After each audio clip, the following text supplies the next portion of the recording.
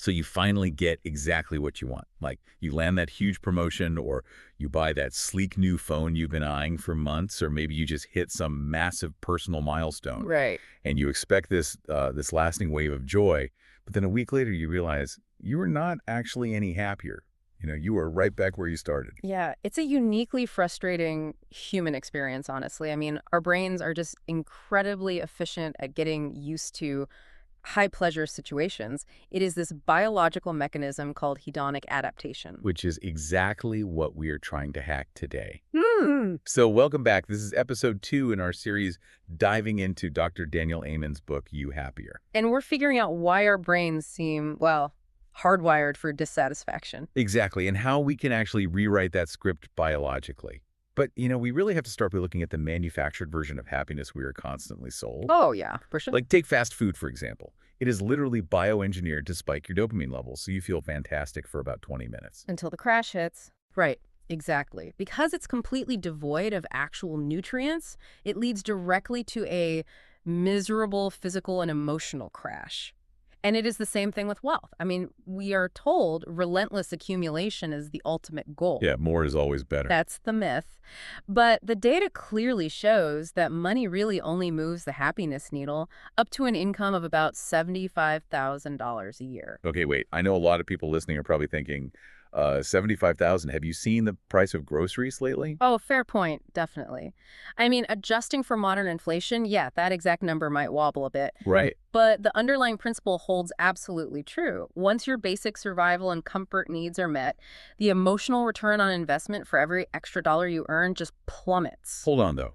If our brains are literally designed to adapt to the good stuff, Yeah. and the quick fixes just crash our systems, it sounds like, well, the deck is completely stacked against us. It does feel that way sometimes. Are we just biologically trapped in this cycle of wanting more and never actually being satisfied? Not at all. I mean, that assumes happiness is something that just happens to you rather than something you construct. Okay. The research reveals a really fascinating split. It's 40, 10, 50. 40, 10, 50. What does that actually mean? So about 40% of your baseline happiness is purely genetic, and only 10% is based on your actual life situation. The money, the job, the daily circumstances. Wait, only 10% is my actual life situation. Yeah, just 10%. So if genetics and circumstances only account for half, you are saying a coin flip's worth of my happiness, a full 50%, is entirely up to me. That 50% is your playground. It is driven entirely by habits and mindset. But to actually use it, we have to shift our perspective from,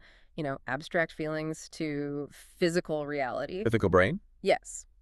The brain is the actual physical organ of happiness.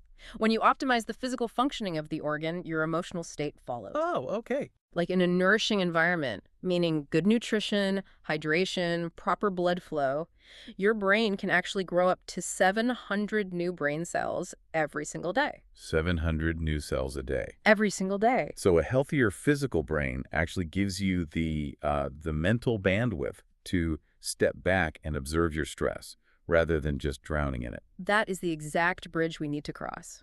When your brain is physically nourished, it builds new neural pathways instead of just defaulting to those old stressed out loops. Right.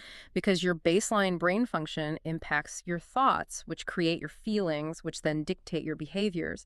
And to intervene in that cycle, you have to practice what psychologists call psychological distancing.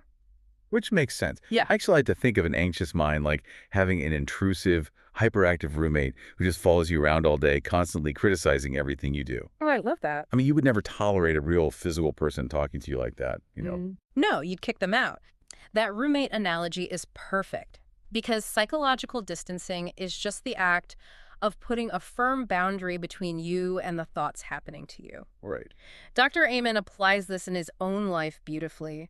He actually named his troublemaking mind Hermie after a pet raccoon he once had. Hermie the raccoon. Yeah. The raccoon was cute, but inherently destructive. It would just tear his house apart. I love that so much.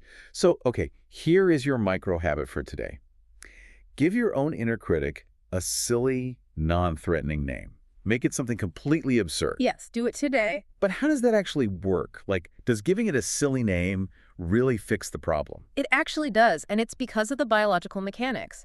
By giving the voice a name like Hermie, you literally shift neural activity away from your emotional center. Away from the amygdala? Exactly, away from the amygdala, and you force your prefrontal cortex to engage instead. You are physically rewiring your brain to process the thought logically rather than emotionally. So you can just step back from it. Right. When your mind starts telling you that you are failing, you can look at Hermie, recognize the noise for what it is, and consciously choose to put him in his cage. Because you do not have to believe every stupid thought that comes into your awareness. You really don't. You are not a victim of your own mind.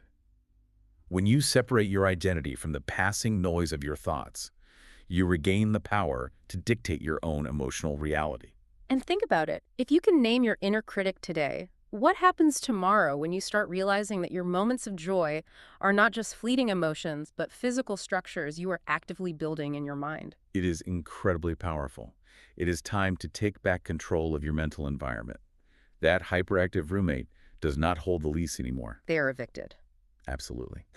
Make sure to like and subscribe to get notified about the next episode, and we will see you on the next deep dive.